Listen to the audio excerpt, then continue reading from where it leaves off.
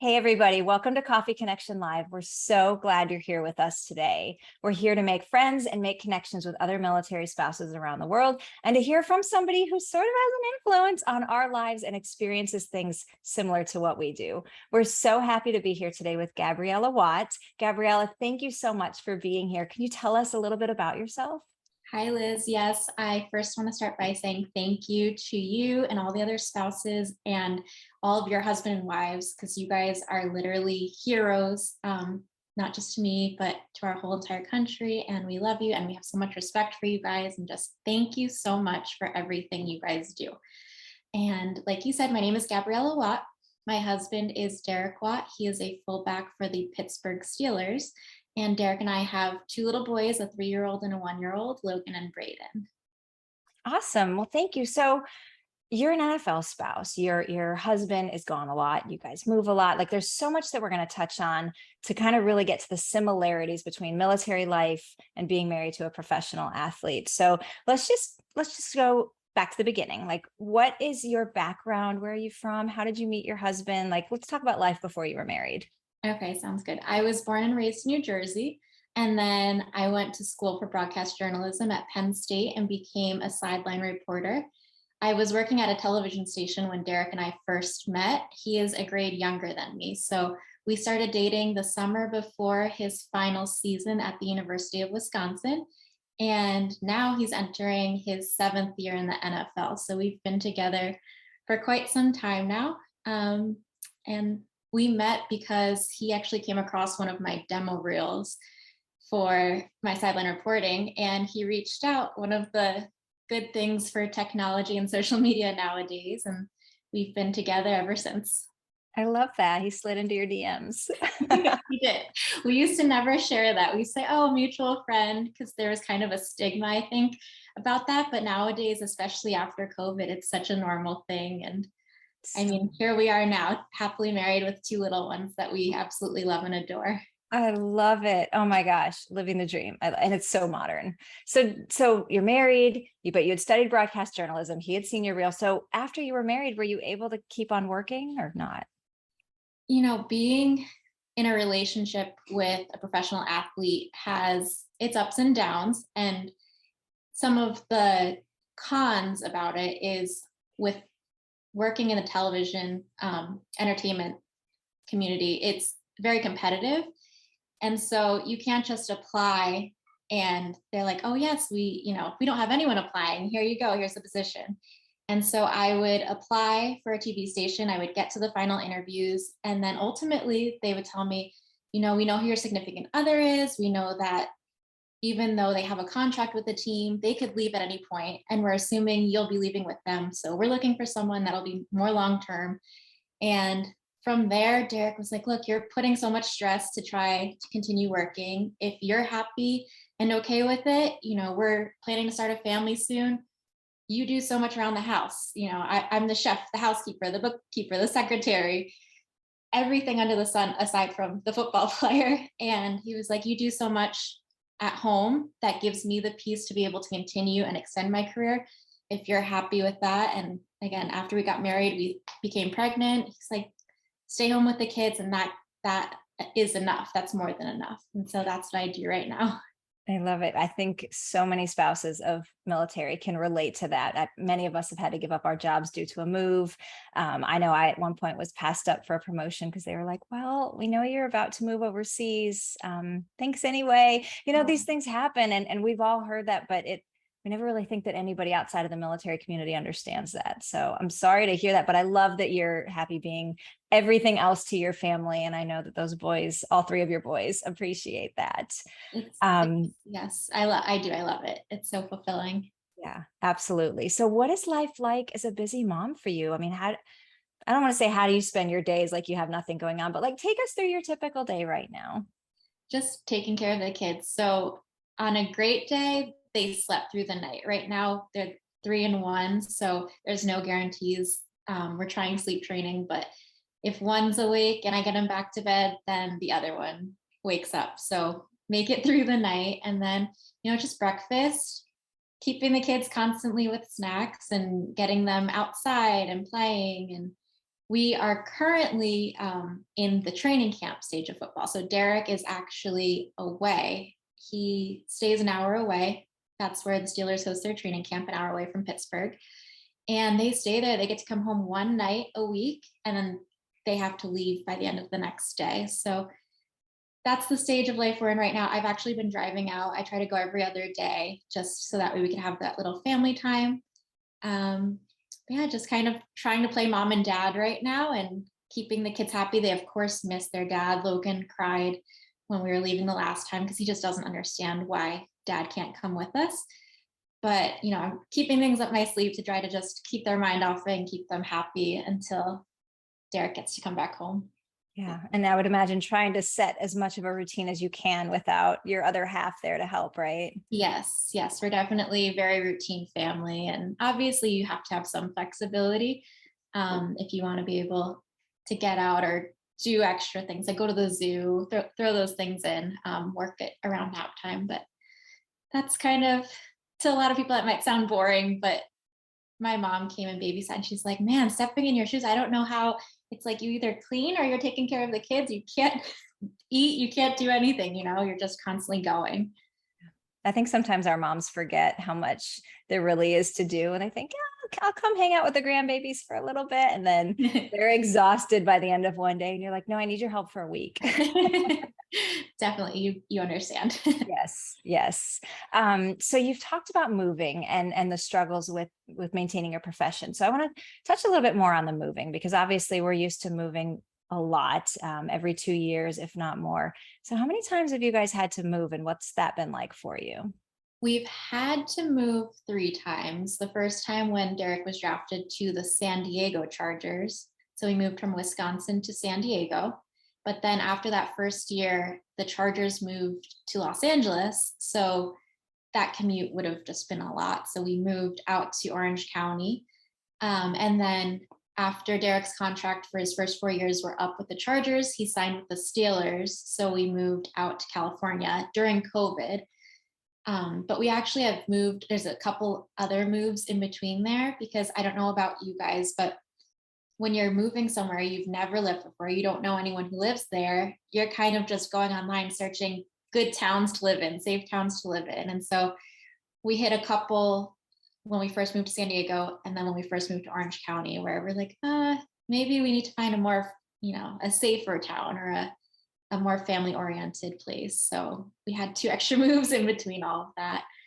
So yeah, I'd consider us expert packers by now, but I know at the end of the day, it doesn't compare to what you military spouses and your husbands and wives go through. We're not leaving the country. We're not, just living on our toes as frequently as you guys, but we're definitely becoming expert packers. Do you do the purge before you pack? Like, it's so good to get rid of things and then pack up when you've got less. I've learned, again, in the NFL, even though somebody's signed for X amount of years, usually they can be cut at any time, depending on the verbiage in the contract. So I feel like I live monthly purging, I've learned at this point. So that way it's not just at the end pulling my hair out, going crazy with all of it. Just constantly kind of throwing. Now with the kids, they have so many toys and stuff. So trying to donate and do what we can to just purge. Yeah. So in the sense of moving and not knowing where to live, we totally understand that. I feel like I have joined more spouse groups about living in a certain city or moving from one place to another, that sometimes you just kind of throw it out there on social media like, hey, does anybody have a good recommendation? Does the NFL provide you like that community where you can reach out to spouses of maybe current future teammates for your husband so that you can ask those kinds of questions, or do you just kind of rely on a realtor to help you out? There is, both with the Chargers and Steelers, there's been a representative that can kind of give you a better idea. But I think, again, now that we were in it for long enough before we came to Pittsburgh, we felt more comfortable. Well, first of all, my brother-in-law plays for the Steelers as well. So that was a huge difference in itself. And we moved to the same neighborhood as him just because we're like, okay, you like it there. There's a house for sale. We'll move there too.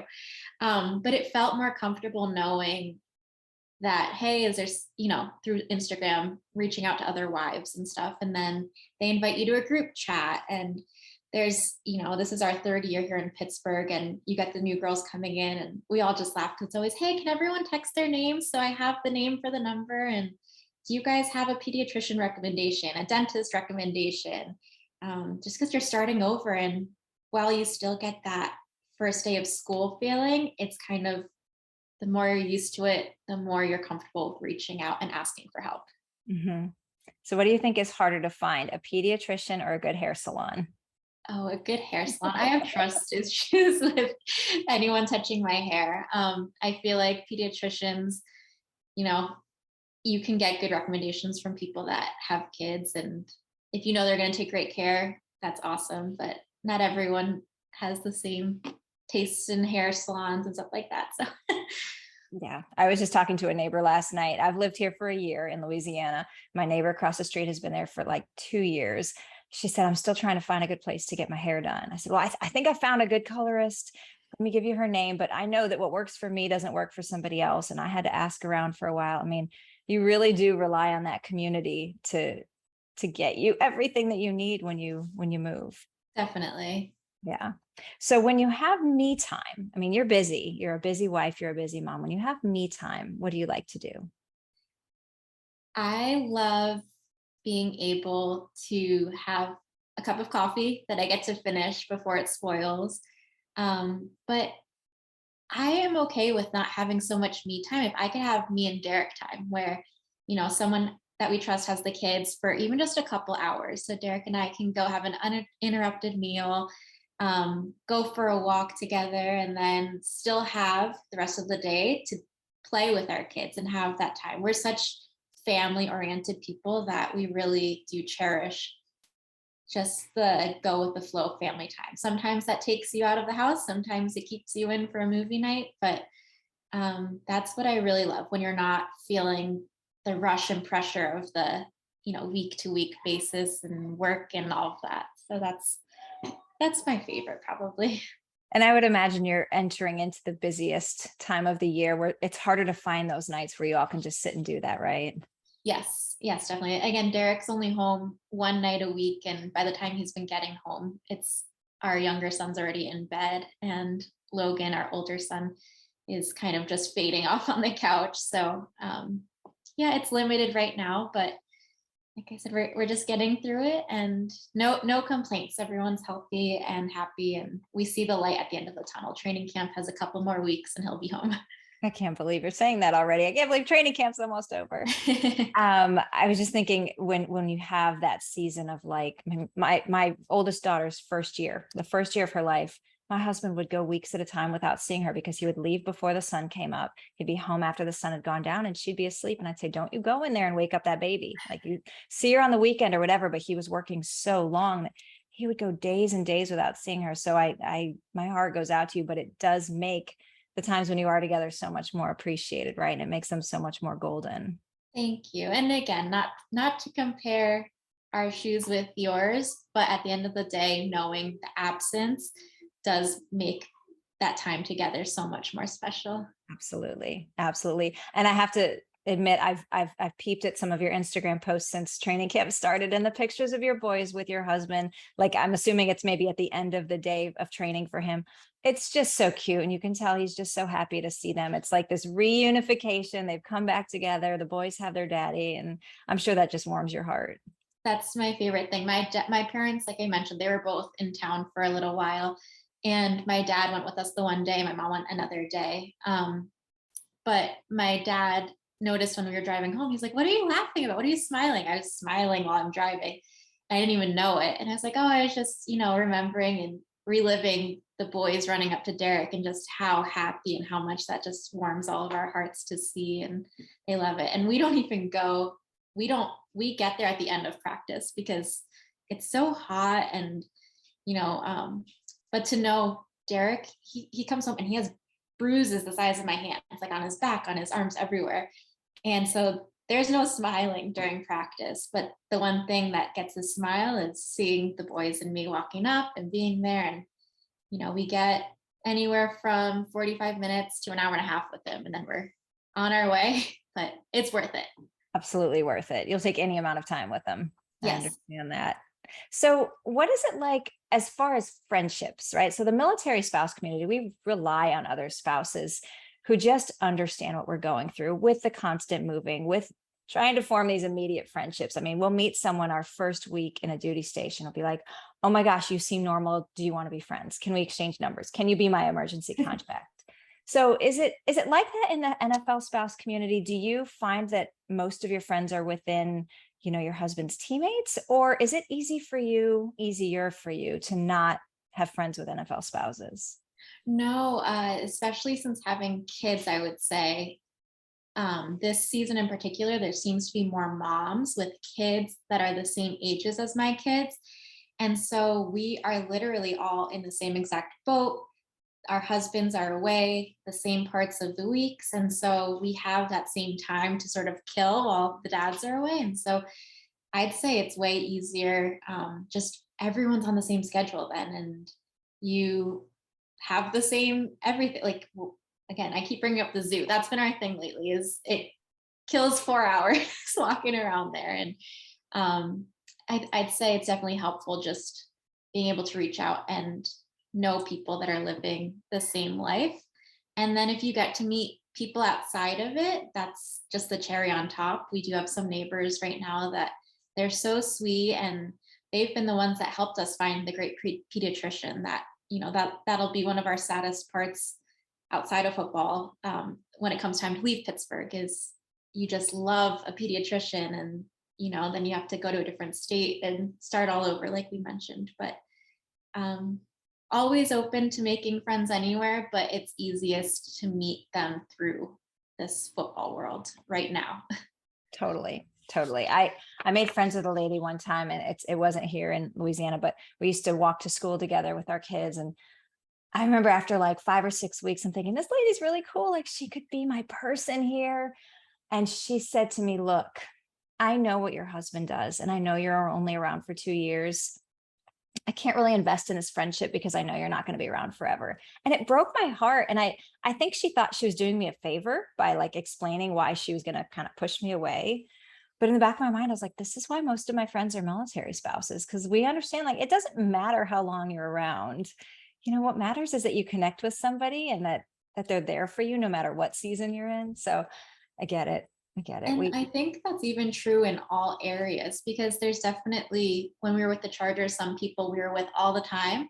And just the distance, some people just aren't great at keeping in touch when there's distance, even with social media. And then there's the ones that surprise you, that again, a lot of times it seems to be, for us, for instance, it was the ones that went through it ahead of us and had the kids ahead of us. So they're keeping in touch through social media, and they know what we're going through right now. And so you'll hear it from them, and it's so out of the blue, but it's like, wow, those are actually really good people that you end up knowing for a lifetime, and you hope your paths cross again. I love that. So keeping on with social media. So we love social media, right? It's how we stay connected. I feel like it's been a blessing and a curse for Mhm. us as military spouses, and as human beings. It allows us to stay connected, like you mentioned, with people that we knew in a previous life, in a previous state. But it also opens us up to a world of people who may not have our best interests in mind. So you guys live a little bit more public life than we do. So how do you handle finding a balance within social media by enjoying it and sharing what you and your family are up to, but also not maybe living by what's on it? How do you find that Right. balance? Well, first, with the negativity, one thing Derek and I tend to try to be good at is, it's easy for anyone to be mean. It's easy for anyone to hide behind a screen and write something nasty, but you keep the upper hand and you win when you just don't even acknowledge it. They don't even exist, and ignore it and keep on moving forward. That is the way to win in that circumstance. And just in terms of what we share, Derek and I tend to be more on the private side. There's a lot going on in our lives that we won't share or put out there. I know you and I have known each other for a little while now, and I've mentioned how we tend to make sure we don't share where we are while we're there. So if we're out at a restaurant and we took picture with another couple, we're not posting that picture until we're already on our way home or gone. Just because that is, that's for anyone. And anyone can have someone that doesn't have the best intentions following them for whatever reason. You don't have to be in, a more public position. It can be in any situation. And so I think Derek and I would have been that way without the NFL, just to be more private and keep our kids safe and keep ourselves safe. That's how we navigate. It's nice to keep a little bit for yourselves, right? Just know Definitely. maybe the world doesn't know everything about us. They might think they do, but they don't, right? Definitely. And there's parts, it's mostly the parts that it's like, oh, I love this so much. I want to share it with the world. And then that's what we share with the world, because it's something that makes us so happy, or something that we really love that doesn't need to be private. And we're comfortable with sharing that then. Awesome. Well, we had some questions from other military spouses that I'm going to ask you.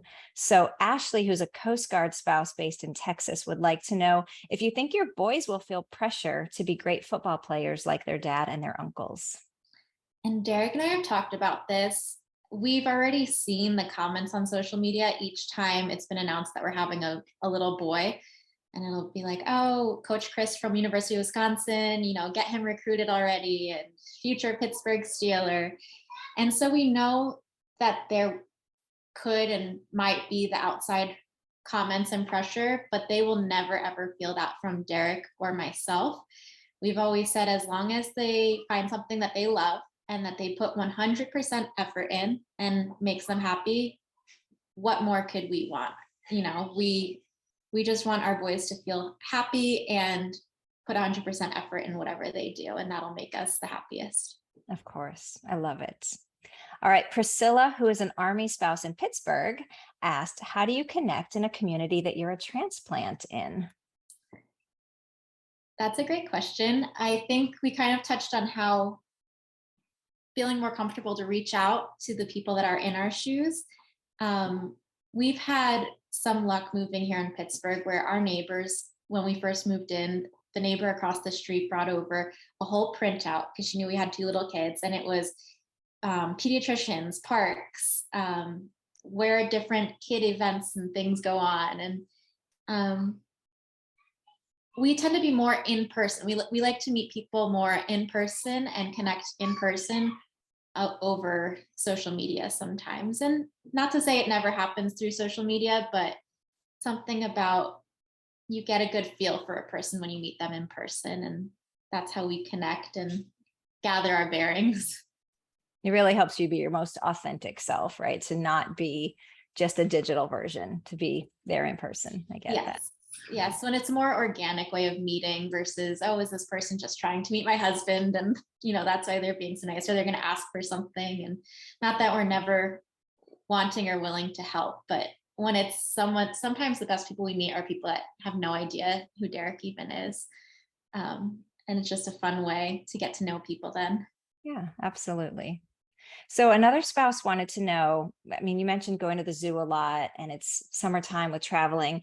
What are some tips and tricks that you have for mamas out there to help keep your little guys entertained when you're traveling, whether it's a road trip or an air trip or even just a trip to the zoo? I know, I'm sure every family is different. I don't know if you can hear my little ones yelling right now.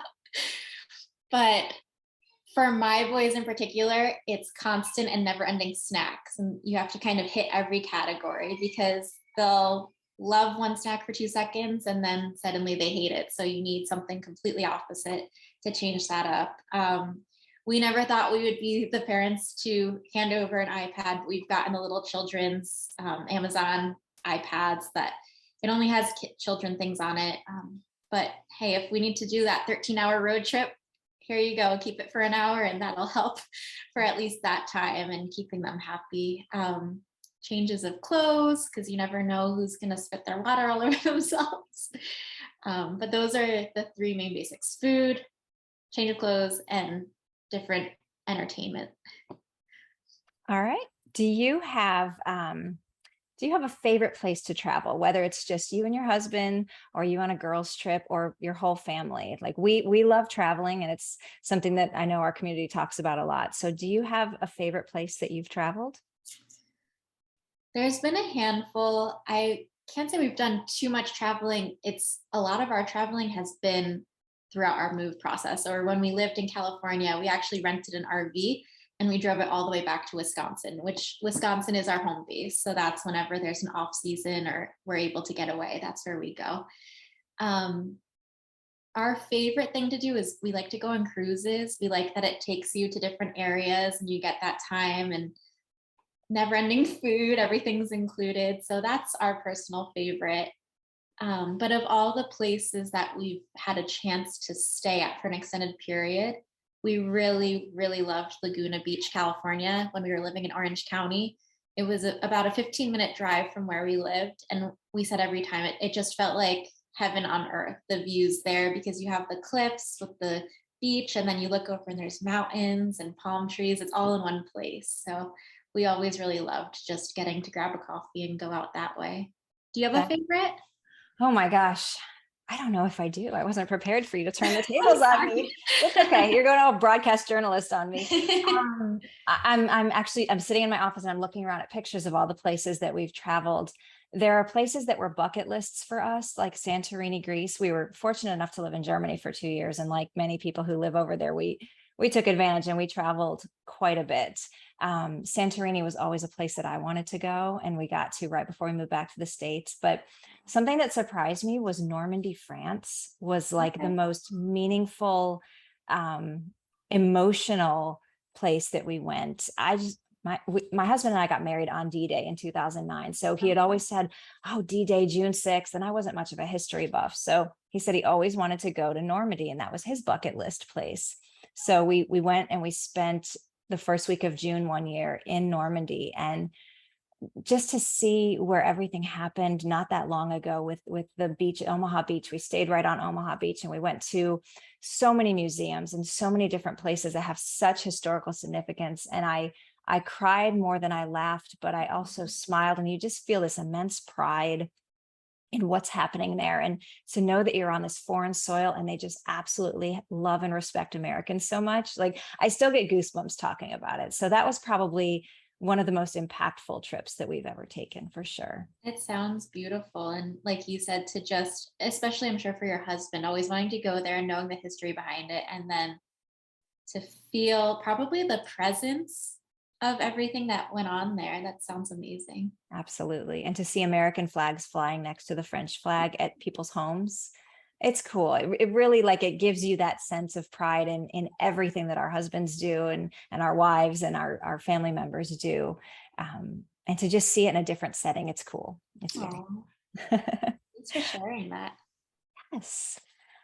So one of our last questions, actually it is our last question we ask most of our guests, is what is the best advice you've ever been given?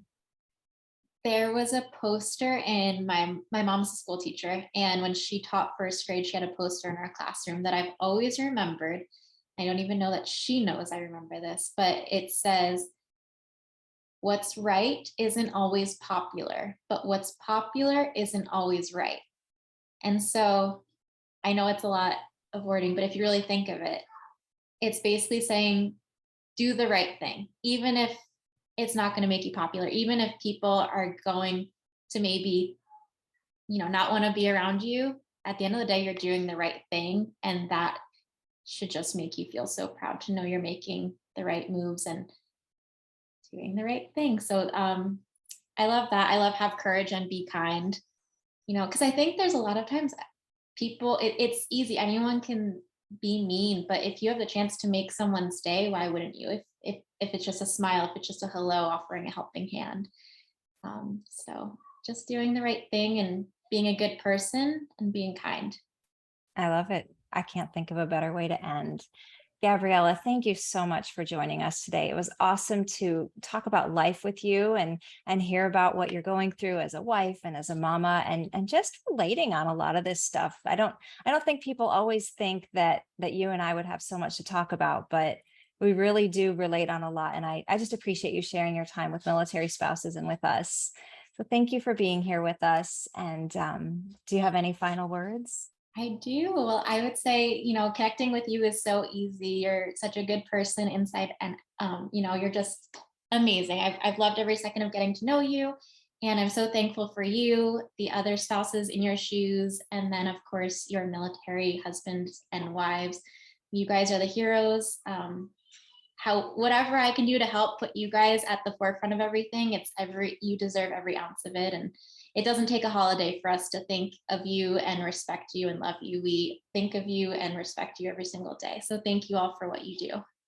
Thank you for that. And same to you, best to you and your family during the upcoming season. Wishing you guys continued health and safety and all good things for you guys and everything that may come. Thank Thank you you, Liz. so much for being with us today. Thanks everyone for joining us, and we'll see you next time.